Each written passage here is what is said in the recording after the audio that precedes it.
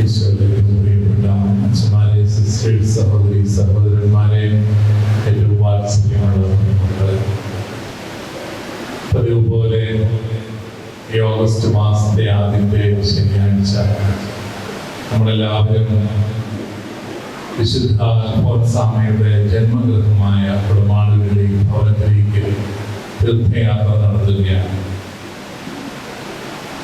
സാധാരണ എല്ലാ തീർത്ഥാടനങ്ങളിലും മഴയുണ്ടാകാറുണ്ടെങ്കിലും ഇത്തവണ കോരിച്ചൊരിയുന്ന മഴയാണ്.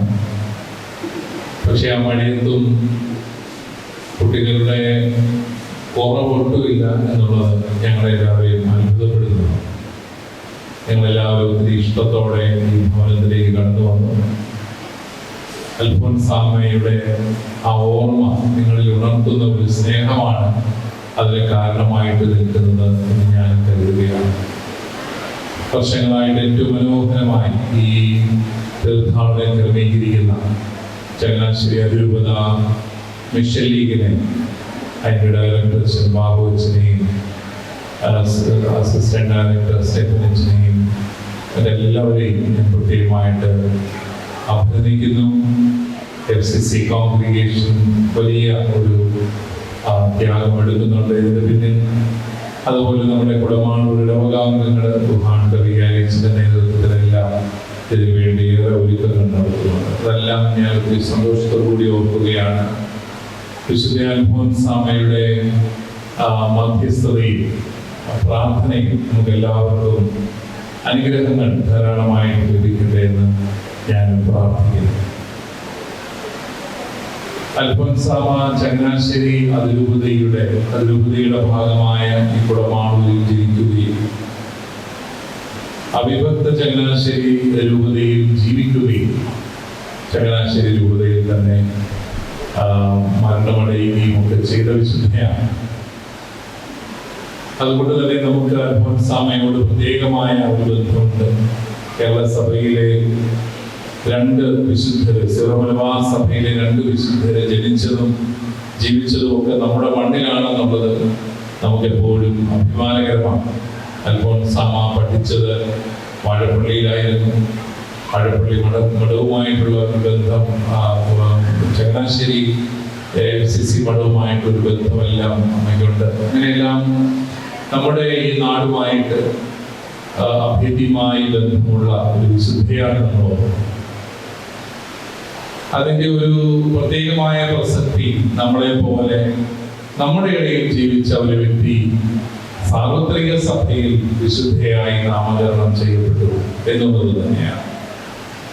സഭ നമ്മളോട് ആവർത്തിച്ച് പറയുന്ന ഒരു കാര്യം, വിശുദ്ധിയിലേക്കുള്ള വഴി എല്ലാവരുടേതുമാണ്. എല്ലാവരും വിശുദ്ധിയിലേക്ക് വിളിക്കപ്പെട്ടിരിക്കുകയാണ്. ഈ വിശുദ്ധി എന്ന് പറയുന്നത് എന്താണ്? അത് കർത്താവുമായി ഐക്യപ്പെട്ട് ജീവിക്കുന്ന അവസ്ഥയാണ്.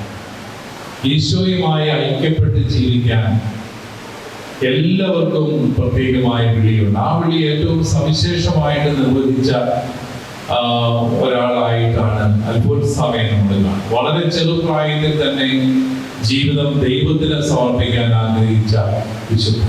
നമ്മളാണെങ്കിലും നമ്മുടെ കുഞ്ഞുനാളിൽ നമ്മൾ ഏറ്റവും കൂടുതൽ ആഗ്രഹിക്കേണ്ടത് നമ്മുടെ ജീവിതം ദൈവത്തിന് സമർപ്പിക്കാനാണ്. ദൈവത്തിന് സമർപ്പിതമായ ഒരു ജീവിതം, അതിൻ്റെ ഒരു പ്രത്യേകത എന്താണ്? ലക്ഷ്യം തെറ്റാതെ മുന്നോട്ട് പോകാൻ നമ്മളെ സഹായിക്കുകയാണ്. ദൈവത്തിന് സ്വയം സമർപ്പിതയായ ഒരു പെൺകുട്ടി, ഒരു കൊച്ചു പെൺകുട്ടിയുടെ സ്വപ്നങ്ങളിലേക്ക് അത് കടന്നു വരികയാണ്. നമ്മുടെ കുട്ടികളോട് നിങ്ങൾ ആരാകണം, എന്താകണം എന്നൊക്കെ ചോദിക്കുമ്പോൾ ഇപ്പൊ എല്ലാവരും പല മറുപടികൾ പറയും. ഡോക്ടറാവണമെന്നും, എഞ്ചിനീയർ ആവണമെന്നും, ശാസ്ത്രജ്ഞരാകണമെന്നും, ബിസിനസ്സുകാരാകണമെന്നും ഒക്കെ പറയും. ഇപ്പൊ നിങ്ങൾ കൂടുതലും പറയുന്നത് എന്താകണം എന്നുള്ളതിനേക്കാൾ എവിടെ പോകണമെന്നാണ്. ജർമ്മനിക്ക് പോകണം, കാനഡയ്ക്ക് പോകണം, അമേരിക്കയ്ക്ക് പോകണം എന്നൊക്കെയാണ് നമ്മൾ പറഞ്ഞുകൊണ്ടിരിക്കുന്നത്. ഇപ്പൊ എന്താകണം, എന്തായി തീരണം എന്നുള്ളതിനെ കുറിച്ച് സ്വപ്നങ്ങൾ കാണുന്നവരാണ് നമ്മളെല്ലാവരും.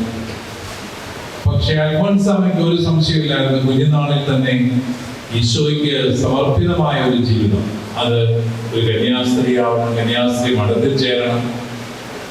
അങ്ങനെ തീവ്രമായ അഭിലാഷത്തോടു കൂടിയാണ് അൽഫോൻസാമ്മ സന്യാസ ജീവിതത്തിലേക്ക് പ്രവേശിക്കുന്നത്.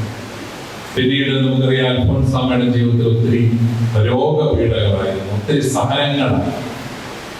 ആ സഹനങ്ങളുടെ മധ്യത്തിൽ അമ്മ ആ സഹനങ്ങളെയെല്ലാം സ്വീകരിക്കുകയും അതില് ദൈവത്തെ സ്നേഹിക്കാനുള്ള വഴികൾ കണ്ടെത്തുകയും ചെയ്തു എന്നുള്ളതാണ് അൽഫോൻസാമ്മയുടെ ജീവിത വിശുദ്ധിയായിട്ട് നമുക്ക്.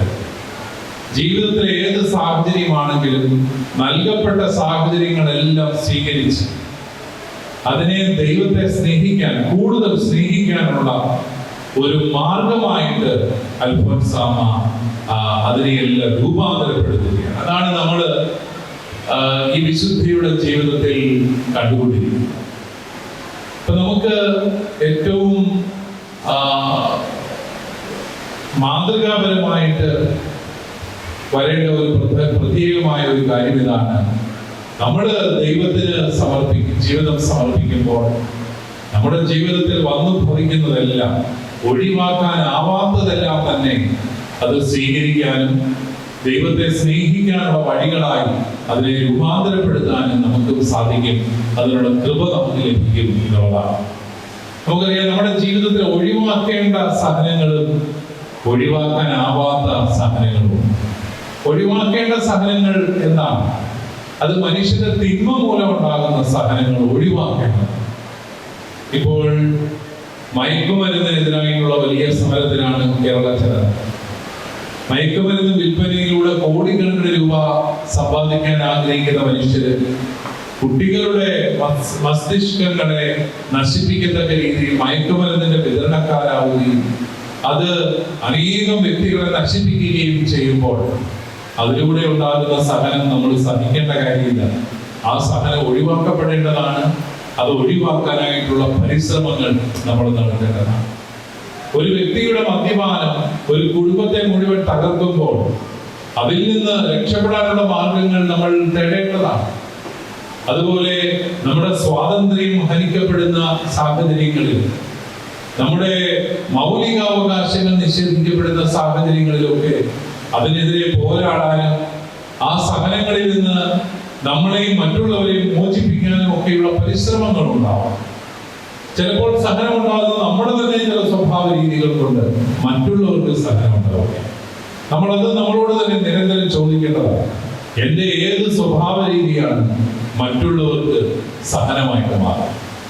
എൻ്റെ ഏത് ജീവിത രീതി അല്ലെങ്കിൽ എൻ്റെ ഏത് സ്വഭാവ രീതി ഒഴിവാക്കിയാലാണ് എൻ്റെ കൂടെയുള്ള മനുഷ്യർ കുറച്ചും കൂടെ സന്തോഷമായിട്ട് ജീവിക്കുന്നത്? നിരന്തരമായിട്ട് നമ്മൾ ചിന്തിക്കേണ്ട ഒരു കാര്യമാണ്. കാരണം നമ്മുടെ തന്നെ സ്വഭാവ പ്രത്യേകതകളിലൂടെ നമ്മൾ ഒത്തിരി പേർക്ക് സഹനങ്ങൾ ഉണ്ടാക്കി കൊടുക്കുന്നു. ചിലരുടെ ഒരു പ്രത്യേക താല്പര്യമാണ് രാവിലെ എഴുന്നേറ്റ് കൂടെയുള്ളവർക്കെല്ലാം സഹനം കൊടുക്കുക. അങ്ങനെ സഹനം കൊടുക്കുന്ന ആൾക്കാരെ സംബന്ധിച്ച് അതെല്ലാം സഹിച്ച് ബാക്കി എല്ലാവരും ജീവിക്കണമെന്ന് കർത്താവൊന്നും പഠിപ്പിച്ചിട്ടില്ല. മറിച്ച് അപ്രകാരം അടിച്ചേൽപ്പിക്കപ്പെടുന്ന സഹനങ്ങൾക്കെതിരെ പോരാടാനും അതിനെ ഒഴിവാക്കാനും തന്നെയാണ് കർത്താവ് നമ്മളെ ആഹ്വാനം ചെയ്യുന്നത്. സദുക്കായരും പ്രീശരും പുരോഹിത പ്രമാണികളും എല്ലാം ആ ജനതയെ ചൂഷണം ചെയ്തപ്പോൾ അതിനെതിരെ പ്രവർത്തിച്ച വ്യക്തി തന്നെയാണ് നമ്മുടെ കർത്താവ്. അതുകൊണ്ട് തന്നെ ഒഴിവാക്കേണ്ട സഹനങ്ങൾ അത് മനുഷ്യന്റെയും സമൂഹത്തിന്റെയും തിന്മകളിൽ നിന്നുളവാകുന്ന സഹനങ്ങളാണ്. അത് ഒഴിവാക്കേണ്ടതാണ്. അത് ഒഴിവാക്കാനുള്ള പരിശ്രമങ്ങൾ ഉണ്ടാവേണ്ടതാണ്. അതേസമയം ഒഴിവാക്കാനാവാത്ത ചില സഹനങ്ങളുണ്ട്. ചിലപ്പോൾ നമ്മുടെയൊക്കെ കുടുംബങ്ങളിലെ ദാരിദ്ര്യമാവാം. നമ്മുടെ മാതാപിതാക്കള് രോഗികളായിരിക്കാം, അവർക്ക് ജോലി ചെയ്യാൻ സാധിക്കാത്ത അവസ്ഥ കാണും. അപ്പോൾ നമ്മുടെ ജീവിതം കുറച്ചും കൂടി ഒന്ന് ചുരുക്കി ജീവിക്കാനായിട്ട് നമുക്ക് സാധിക്കേണ്ടതായിട്ട് വരും. എല്ലാവരെയും പോലെ എല്ലാ സൗകര്യങ്ങളുമായിട്ട് ജീവിക്കാൻ നമുക്ക് സാധിച്ചു എന്ന് വരിക. അപ്പോഴൊക്കെ ആ ഒരു ജീവിത സാഹചര്യത്തെ സ്വീകരിക്കാൻ, അത് നേരിടാനും ഒക്കെ സാധിക്കുമ്പോൾ അതൊരു പുണ്യമായിട്ട് മാറുകയാണ്. ഒഴിവാക്കാനാവാത്ത സഹനങ്ങളിൽ ദൈവത്തെ സ്നേഹിക്കാനുള്ള വഴികൾ കണ്ടെത്തുക എന്ന് പറയുന്നത്, അതാണ് അൽഫോൻസാമ്മ നമുക്ക് ഓരോരുത്തർക്കും നൽകുന്ന ഒരു വലിയ വെല്ലുവിളി എന്ന് പറയുന്നത്. ചിലപ്പോഴൊക്കെ വീട്ടിലെ ദാരിദ്ര്യത്തിന്റെ അവസ്ഥകളെ ഒഴിവാക്കാനായിട്ട് എങ്ങനെയെങ്കിലുമൊക്കെ പണം ഉണ്ടാക്കി പണം ധൂർത്തടിച്ച് ജീവിക്കുന്ന വ്യക്തികളെ നമ്മൾ കണ്ടിട്ടുണ്ട്. അവരുടെ ജീവിതം നശിപ്പിക്കുകയാണ്, മറ്റനേകരുടെ ജീവിതങ്ങളെ നശിപ്പിക്കുകയാണ്.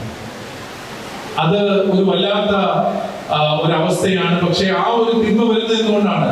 ജീവിതത്തിൽ നമുക്കായി നൽകപ്പെടുന്ന ചില സഹനങ്ങളെ സ്വീകരിക്കാൻ സാധിക്കാത്തതുകൊണ്ടാണ്. തീരാ രോഗങ്ങളിൽ കഷ്ടപ്പെടുന്ന സഹോദരങ്ങളുണ്ട്. ഏത് രോഗവും കർത്താവ് സൗഖ്യപ്പെടുത്തും. പക്ഷെ ചില രോഗങ്ങൾ, ചില വേദനകൾ അവിടുത്തെ മഹത്വത്തിന്റെ അടയാളങ്ങളായി നമ്മൾ സ്വീകരിക്കേണ്ടത് തന്നെയാണ്. അതുകൊണ്ടാണ് ചിലപ്പോഴൊക്കെ നമ്മൾ ദീർഘകാലമായി രോഗങ്ങളിലൂടെ കടന്നു പോകും. ആ രോഗങ്ങൾക്കെതിരെ കലഹിക്കുന്നതിനേക്കാളും കർത്താവ് നമ്മളോട് പറയും, ആ രോഗത്തിന്റെ അവസ്ഥയെ തമ്പുരാനെ സ്നേഹിക്കാനുള്ള ഒരവസ്ഥയായി രൂപാന്തരപ്പെടുത്താൻ. അതാണ് ഈ ഒഴിവാക്കാനാവാത്ത സഹനങ്ങളെ ദൈവ സ്നേഹത്തിന്റെ നിമിഷങ്ങളാക്കി മാറ്റിയെടുക്കാനുള്ള ഒരു വലിയ ക്ഷണം സുവിശേഷം നമുക്ക് ഓരോരുത്തർക്കും നൽകുകയാണ്. അതുകൊണ്ട് പ്രിയപ്പെട്ടവരെ, നമ്മള് എല്ലാവരും ഈ അതിരൂപതയുടെ വിവിധ ഭാഗങ്ങളിൽ നിന്ന്, ഞാൻ ഇന്ന് അമ്പൂരിയിൽ നിന്നും കൊല്ലം മേഖലയിൽ നിന്നൊക്കെയുള്ള കുട്ടികളെ ഈ വഴിയിൽ കാണുകയുണ്ടായി. അവരെല്ലാം അതിരാവിലെ എഴുന്നേറ്റ് വളരെ ത്യാഗപൂർവ്വം ഈ വിശുദ്ധിയുടെ ജന്മഗ്രഹത്തിലേക്ക് കടന്നു വന്നവരാണ്.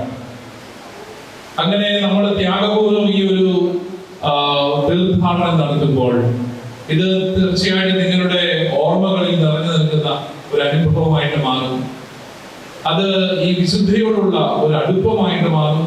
ഈ വിശുദ്ധിയുടെ ജീവിതത്തിലെ നിലനിൽക്കുന്ന മൂല്യങ്ങൾ സ്വന്തമാക്കണമെന്നുള്ള ആഗ്രഹവും കൂടി നിങ്ങളിൽ ജനിക്കുകയാണ്.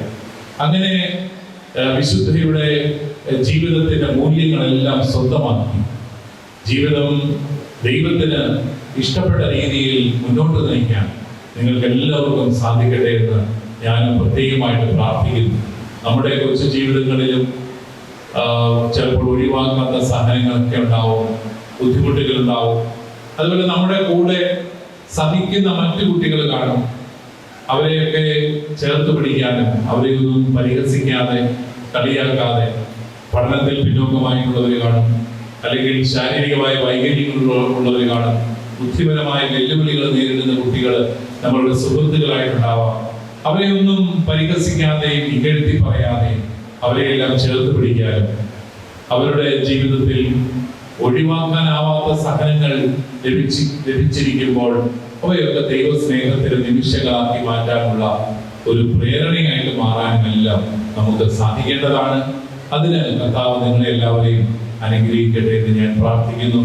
വിശുദ്ധ അൽഫോൻസ അമ്മയുടെ പ്രാർത്ഥന സഹായം നിങ്ങൾക്കും നിങ്ങളുടെ കുടുംബങ്ങൾക്ക് എല്ലാവർക്കും ലഭിക്കട്ടെ. ഇതിൽ കൂടി നമ്മുടെ അതിരൂപത മിഷൻ ലീഗിന്റെ അതിരൂപത നേതൃത്വത്തെയും ഓരോ ഇടവകയിലെ വികാരിച്ചന്മാരെയും സിസ്റ്റേഴ്സിനെയും മിഷൻ ലീഗിന്റെ ഭാരവാഹികളെയും എല്ലാം ദൈവസമർത്ഥമായിട്ട് അനുഗ്രഹിക്കട്ടെ എന്ന് പ്രാർത്ഥിച്ചുകൊണ്ട് പിതാവിന്റെയും പുത്രന്റെയും പരിശുദ്ധാത്മാവിന്റെയും നാമത്തിൽ ആമേൻ.